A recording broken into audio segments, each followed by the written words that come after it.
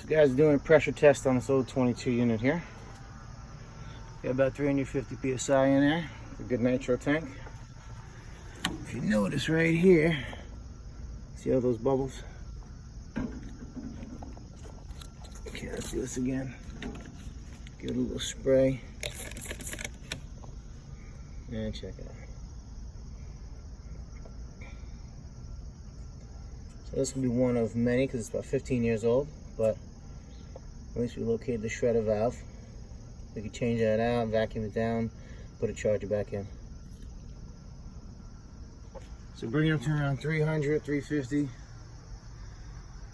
with nitro.